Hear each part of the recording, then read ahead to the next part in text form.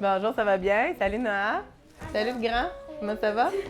Oui, toujours en train de lire, toi.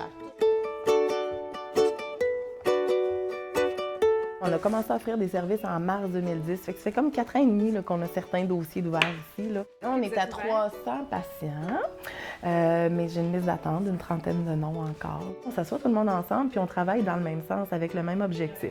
D'aider ce parent-là, des fois à devenir un meilleur parent, d'aider cet enfant-là à aller chercher le retard qu'il a accumulé, à essayer de le rattraper, à donner les outils pour que cet enfant-là puisse être heureux.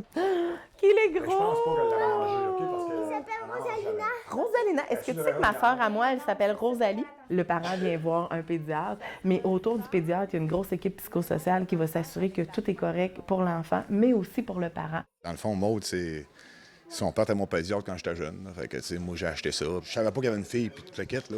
Mais quand elle a ouvert ici, ils ont dit que c'était la fille du docteur Julien. Ben là, j'ai connu Maude. T'es content des services? Oh, oui, il n'y a rien de battu ça ici, sérieux. Puis eux autres, ils savent qu'ils connaissent toutes ses allergies, de toute façon. Ils sont vigilants. Puis Charles nous disait qu'il était un des patients de ton père. Suivis par... oui, tout à fait, c'est vraiment drôle. C'est drôle. Fait que ton père a commencé ici. Qu'est-ce que ça fait de prendre la suite de son père? Bien, en fait, on n'a pas le même profil. Moi, je ne suis pas médecin, je suis infirmière. Oui, je suis ses traces parce que je suis dans le domaine de la santé. Je ne poursuis pas ce que lui a commencé concrètement en n'étant pas médecin. Par contre, c'est la relève un petit peu de la pédiatrie sociale. Ce qu'on souhaite le plus au monde, c'est que ça puisse se poursuivre. Gilles va arrêter de travailler à un moment donné, là, c'est inévitable. Mais on ne voudrait pas que ça arrête quand lui va cesser. C'est pas trop lourd à porter être la fille de Gilles? Je réponds tout le temps qu'avant d'être la fille de Gilles, je suis Maude. Puis après ça, il y a mon père. Non, je fais des blagues avec ça. Non, c'est pas lourd à porter, au contraire. Tu sais, moi, je suis fière de ce qu'il a réussi à faire dans notre système de santé. Il est allergique aux œufs. Ah ben, Caroline, c'est drôle, hein? Il te ressemble? Ouais. OK. Qu'est-ce qu'il faut faire quand on est allergique aux œufs?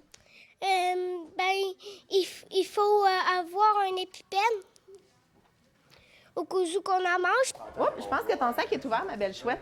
C'est tous nos petits cocos, ces enfants-là. Puis les familles, ils nous connaissent bien, on les connaît bien. Ils peuvent se présenter ici quand ils veulent. Ils ont besoin.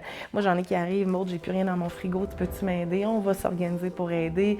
On donne des vêtements parce qu'on en a qui n'ont pas de vêtements, qui n'ont pas de bottes, qui n'ont rien.